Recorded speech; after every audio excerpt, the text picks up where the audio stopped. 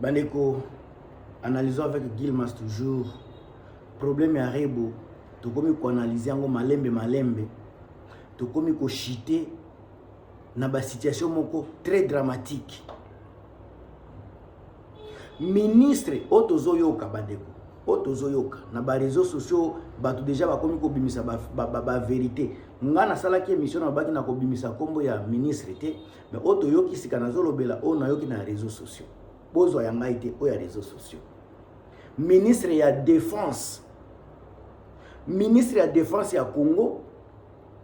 mutu atindi basoda bakende kobeta chauffeur ya réalisateur ya Rebo Chulo. Ministre ya défense ya Congo ya République démocratique du Congo. Na otanga kombo te. Ministre ya défense ya Congo pona kaka magoda aza prêt ya koboma pona ko protéger chiza na ye ya Rebo Chulo. Eloko zo sala kutu pasi eza yango te. Ndenge aza kosolola na Israel Mutombo yango mutu zo sala nga pasi. Rebo Chulo aza kosolola, c'est comme si eza makambo moko ya mukie. Aza kokotisa pe ambassade soki ya Italie na kati ya makambo yango. Ye donc Rebo Chulo aza na grandeur nini akende na ambassade soki ya Italie afungolisa bango ba kamera pona kostala nani mutu ayibi makambo na ye. Donc ba posta mutu kezala bandeko na ngai ambassade ya Italie Rebo aza na habite soki aza na niveau nini grandeur nini oye kosala ete bakende ko alerter ambassade ya États-Unis kaka pona kimuyika mutu ayibi keloko moko boye. Qui est Rebo Chulo pona ko alerter ambassade ya États-Unis ya Italie soki ya Italie. Soki eza ministre ya défense était qui d'autre peut ya kosala makambo wana. Nandimi te ke Rebo kaka attaque chanteuse kaka boye akoki ko kende ko alerter ambassade po batalela ye makambo ya kamera oyo makambo yo salema libanda ya ambassade. Kamera ya libanda ya ambassade il faut kende ko alerter kuna mutu azalaki na musala na ye batiki musala bake ko kipena no makambo ya Rebo Chulo parce que c'est Rebo Chulo ambassade bakotika. Soki azana mutu simate oyo apesi ordre wana kasi ekozala nani. Ngana za kwa simeke Rebo Chulo mutu afsali makambo yango donc alobi ake na ambassade ya Italie pona koyebisa bango bino botika nanu musala ngai komo na nga Rebo Chulo bayibinga mbongo na kacha mutuka bozwa kamera na bino bokota sika bokende kotala nani mutu ayibaki sika naza komitu na soki saka mengo ezalaki na kacha mutuka combien de bato bazokota na mutuka wana po bakende koloba kaka garçon na ndi ayibaki. Est-ce que caméra yango ezalaki vraiment kotia direction na kacha mutuka po bayeba nani mutu azoke akotaki kuna koyiba mbongo parce que ba caméra etala kaka libanda et puis distance na ngota museza musika okutala biete sika na kacha mutuka caméra wana ekende penda ko cibler na kacha mutuka batala nani mutu ayibi mbongo sika po ambassade wana ekoma na niveau wana batika ko surveiller makambo na bango bakende kokotela Rebo amweke ezala mutu moko ya munene mutu asalaki abengaki ube soki abengi ye moko azalaki wana bibosala nanu boye parce que ekozala makambo moko ya sécurité ya mboka sika oza maintenant ne bazoloba ministre ya défense akomi ko défendre Rebo et puis babeti mutu bamemi mutu place bazosalela ba clip na bango na place o bakendeki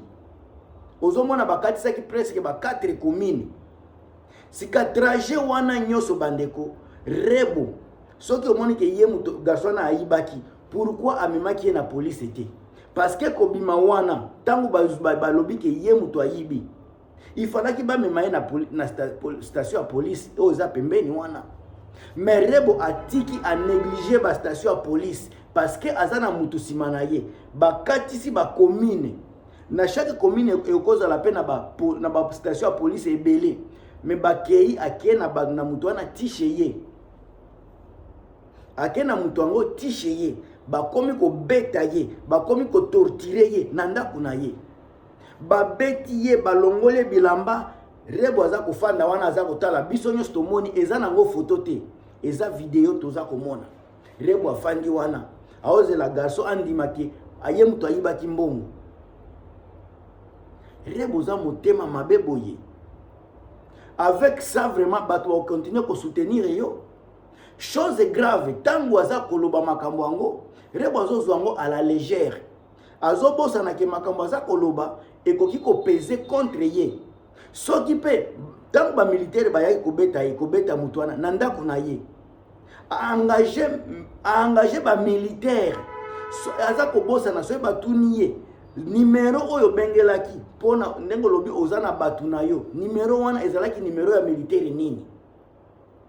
militaire wana pe omoni ndenge okende oyo ekeboye po bakende kotinda ba militaire koya wana ezana militaire moko boye oyo asalaki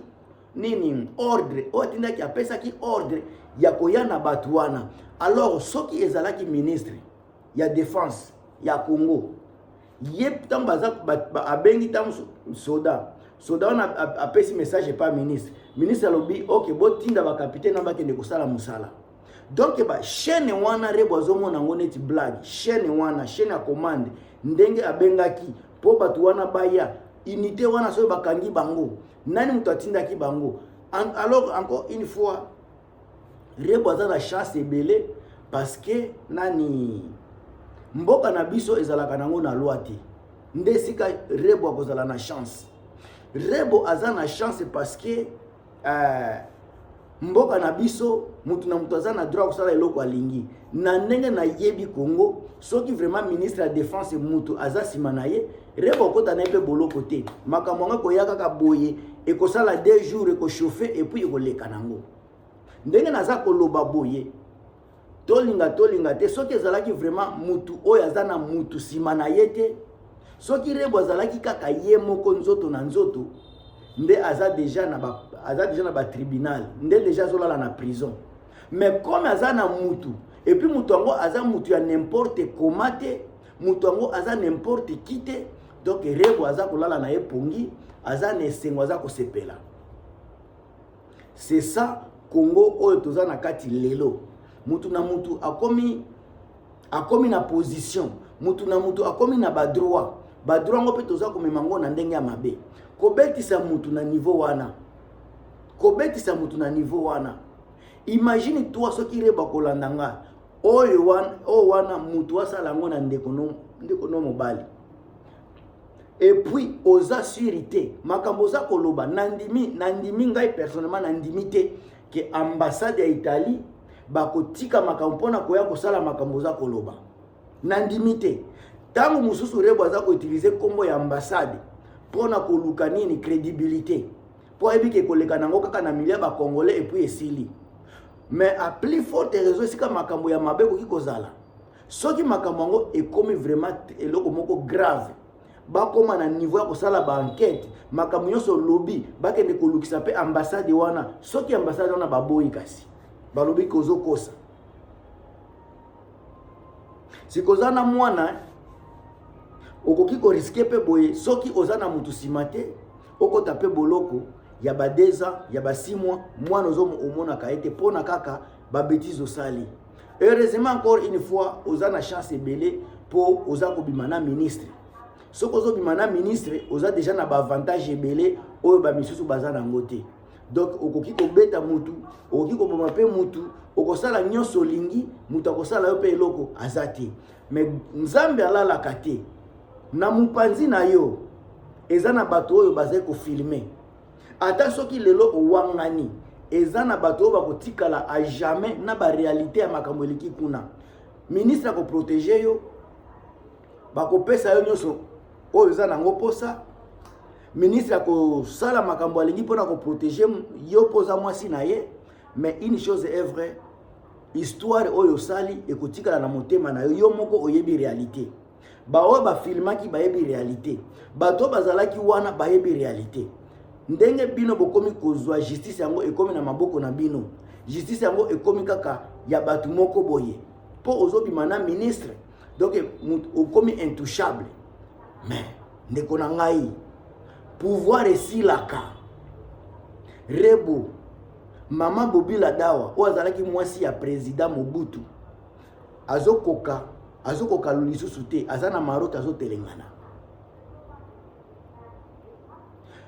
Mama Bobila azakuna azakotelengana. Baza ebele ona kikoloba o comprendre déjà. Pouvoir azape mobali na yote ozaka ka simple likangu. Bakoki ko bengana yo à tout moment. Papa wana pe akoki ko wangana na yeyo à tout moment.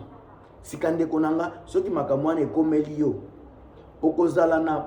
parapluie lisusu te. Soki parapluie wana ekweyi okozala okosuka wapi? Okosuka wapi Rebo? En tout cas